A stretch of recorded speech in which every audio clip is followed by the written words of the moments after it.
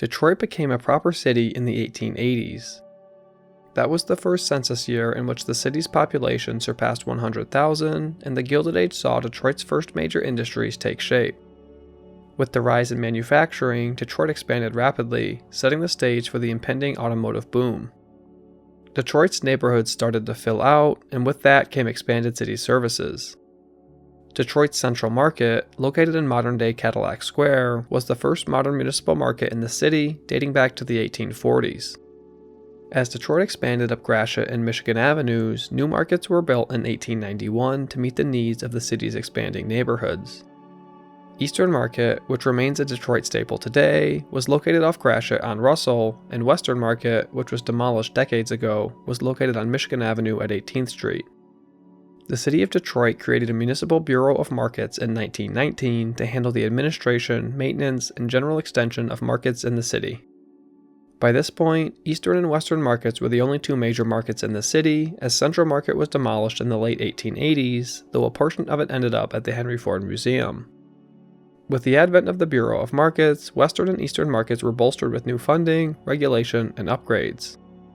In addition to strengthening those that had been operating for decades, the Bureau opened a new market at Chene and Ferry Streets in one of the city's predominantly Polish neighborhoods. I haven't been able to determine the exact year this structure was built.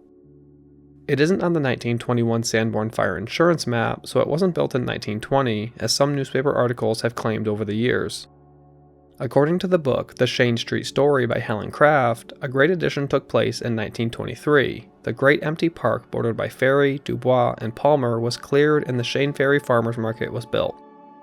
The shed, crafted from steel framing, a wooden roof, and a concrete floor, was a simple yet elegant Art Deco design, with a brick facing both alleys and Ferry Street. In March 1925, Detroit's Common Council, later renamed City Council, restored a measure to spend $25,000 to improve the Chene-Ferry Market. Today, that money is worth nearly $500,000. In November 1927, the Detroit Free Press featured the Chene-Ferry Market in its Know Your Detroit column. The paper explained that the market was the smallest of Detroit's three markets, covering 1.36 acres, and was the newest. The article stated that the market is situated in a heavily populated Polish section and likened to an old world picture. It also explained that the revenue from the three public markets more than covered the cost of maintaining and operating them. An April 1929 retrospective in the Detroit Free Press reported that the Bureau of Markets was responsible for 11 buildings, 7 acres of paved parking space, 1,370 stalls, and a number of minor structures. Additionally, the Bureau was involved in constructing the Union Produce Terminal on 4th Street, which was completed in 1929. Detroit's public markets thrived in the 1920s, 1930s, 1940s, and even 1950s. During the Depression, the markets provided a means for struggling farmers to earn a living and for cash-strapped Detroiters to purchase food at affordable prices. Into the 1940s, the rural areas around Metro Detroit were still bursting with family farms, and the stalls of the markets were full. Today, much of this land is sprawling suburbia. The market was an excuse from controversy, as evidenced by Harry Arbid, a farmer who sold at the Chene-Ferry Market, who was fined $20 in December 1944 for selling a 10-pound bag of potatoes that only contained 9 pounds of potatoes. Though many consider the decline of Detroit an exclusively post-1967 phenomenon, this isn't the case. There were signs of industrial slack in the 1950s, resulting in tax losses, as evidenced by the tightening of the city budget. The city of Detroit used to operate comfort stations, or bathrooms if you're too young to remember that terminology, throughout the city. They were located at Capitol Park, Cadillac Square, Grand Circus Park, Woodward at Grand Boulevard, and all three municipal markets. The hours at the market were set to be reduced, and then Mayor Louis Marani enacted additional cost-cutting measures. In 1965, Detroit's Western Market, the city's second largest market, was raised to make way for I-75. The market technically combined with Eastern Market, though the closure was evidence of the changes occurring in Detroit and where Detroiters bought groceries. In February 1974, plans were announced to erect an outdoor mall stretching from Chene-Ferry Market to Chene Street. This required raising 3 structures and would create individual activity bays set off by landscaping on both sides of a central walkway leading to the market's east entrance, according to the Detroit Free Press. The funds and planning for the project were provided by the Model Neighborhood Agency and Urban Centers Inc., totaling $115,000. In addition to the creation of the mall, the storefronts on Chene Street saw improvements too, with new awnings and paintings by Alex Pollock, the city's resident magician with a paintbrush and awnings, according to the Detroit Free Press. Bilo Market, Rosie's Record Store, Van Dyke Bakery, Max's Jewelry Store, Novak Hardware, Martin's Bar, Shane Bar, 3V's Market, and Stingy Rich Furniture all saw interior and exterior improvements as a part of the project. When talking about the market in 1974, Victor Rogers, the Eastern and Chene-Ferry Market supervisor, said that the market could be as exciting as Eastern Market, but not a copy, something completely different. The refreshed Chene-Ferry Market opened on June 19, 1974, and was called a colorful success by local papers. The new mall bays were to be used as additional retail stalls on market days and for community social functions at other times. Although it wasn't as jam-packed as it had been in the decades prior, the market was still a place for residents to purchase produce in the 1980s. Farmers typically lined up their goods on the south side of the central aisle, and wholesale distributors lined up to the north. In addition to produce and meats, you could get Polish specialties like homemade relish, pickles, and sauerkraut. Poletown East was declining by 1980, but the market stood on its own 2 feet. It's easy to look back and say that the market would have closed anyway, but the Chene-Ferry Market wasn't given a healthy chance to survive thanks to a handful of decisions made by the city of Detroit and the state of Michigan in the 1980s that led to the market's closure for good in the latter part of the decade. According to research completed by the University of Michigan, 4,200 people were relocated from Poletown in 1981 to make way for a new GM plant. Although today we think of the areas as Poletown and Poletown East, this was once a single large community that sprawled towards Hamtramck, a Polish enclave located just north of the neighborhood. The Chene-Ferry Market was the closest farmers market to the neighborhood, and even if only 1/40th of the removed residents used to go to the market on weekends, that's over 100 patrons lost. In addition to residents, the use of eminent domain to take land from private citizens for the construction of a business or technology park, which was ruled unconstitutional in 2004, resulted in the removal of 1,500 homes, 144 businesses, and 16 churches, according to the Detroit Historical Society.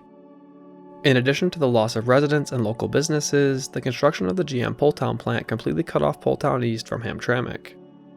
Before this, Chene Street, the main thoroughfare of the neighborhood, angled after it crossed Grand Boulevard and converged with Joseph Campo to run directly into Hamtramck's central business district. Hamtramck didn't have a farmer's market, so many residents likely frequented the Chene-Ferry Market. However, after 1981, the streetscape was so drastically altered that getting from Hamtramck took more than 10 minutes compared to the 5 minutes it had taken before. All the hope of the 1970s was utterly decimated by 1985 when the Poletown plant opened. According to the Detroit Historical Society, the plant was criticized for providing only half of the promised 6,000 jobs due to the use of automation. In 1987, plans were laid to build the $438 million Detroit Incinerator by the Greater Detroit Resource Recovery Authority, an entity created by the cities of Detroit and Highland Park. The operation was built less than a quarter mile from the Chene-Ferry Market. Right away, critics were concerned about the emission of hazardous gases into the surrounding area, including cities as far away as Warren.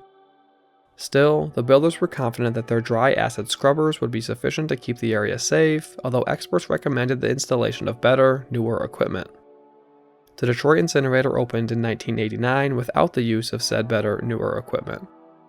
At its best, the Detroit Incinerator covered the neighborhood with the smell of burning trash.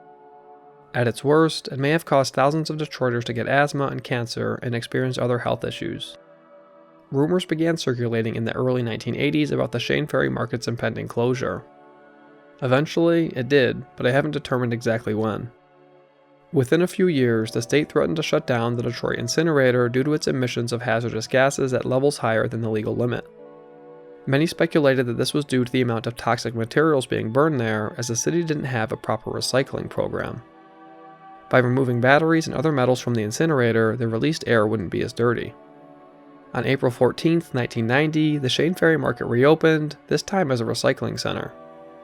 The grand opening drew only a handful of residents who arrived to recycle paper, batteries, glass, and metal products. It was run by the Greater Detroit Resource Recovery Authority, the same entity that operated the incinerator. In 2004, the Chene-Ferry Market building was reportedly set to reopen as a farmer's market, courtesy of the Michigan State University Land Policy Program, to provide fresh produce to a heavily polluted neighborhood that lacked a proper grocery store. The plans never materialized, and the market remained a recycling center until 2007. In its final days, it was open on Wednesday and Saturday, the same days it had been open as a farmer's market years prior. After it closed, the market continued deteriorating and was ravaged by scrappers. The price of scrap metal reached an all-time high in 2008, driven by demand from China.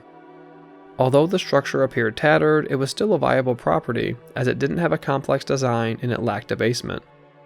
In 2010, Gary Wozniak incorporated a nonprofit called RecoveryPark. The nonprofit's mission was to create urban farms in Detroit and hire returning citizens to work at the farm, which would sell to local restaurants, grocery stores, and residents. The idea was a novel one, gaining national media attention and catching the eye of officials from the city of Detroit. The mostly unproven nonprofit was handed around 40 acres of land at a steep discount, including properties like Max's Jewelry Store and the Chene-Ferry Market. Up until this point, the market had been owned by the city of Detroit. The organization planned to make the Chene-Ferry Market building its focal point, with fresh, local produce available for residents to purchase at wholesale prices. The market had a live music program one summer, however, no work was done to preserve or prepare it for renovations. The nonprofit constructed hoop houses off Shane Street and began farming, but the organization faltered and fired all of its employees except Wozniak in February 2020.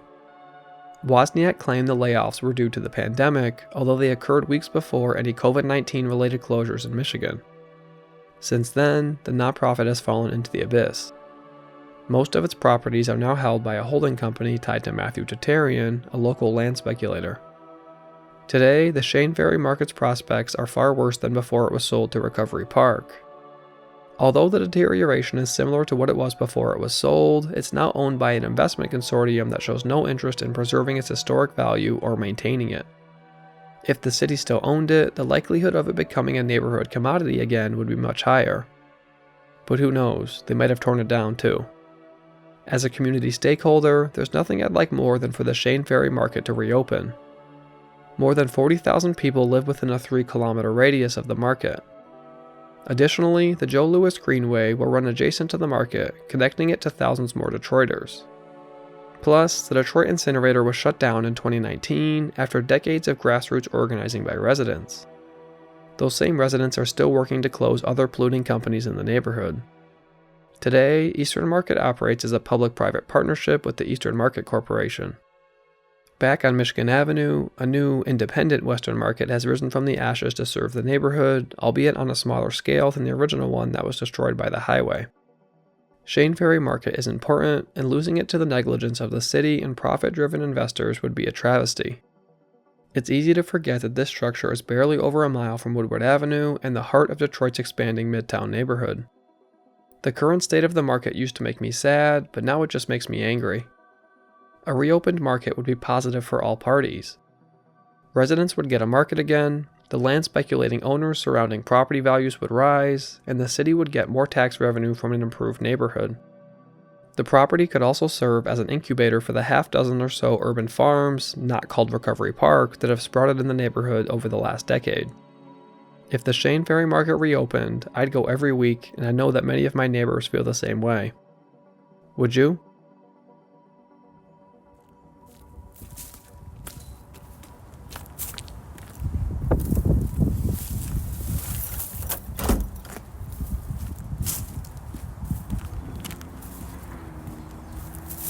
I think that the reason that this one makes me so upset is because this neighborhood in Detroit in general has a lot of problems, and renovating this one historic building is a step in the right direction, at least in my opinion. If you enjoyed this piece, please throw a like on the video, drop a comment down below about what you think should happen with the Chene-Ferry Market, and subscribe to the channel for a new video every Friday, no matter how cold it gets. If you've already subscribed and you want to continue supporting the channel, you can look in the description below to buy a t-shirt that I've designed. There'll be some hats like this one up soon, and you can get a print from my print store. Until next time, this building matters.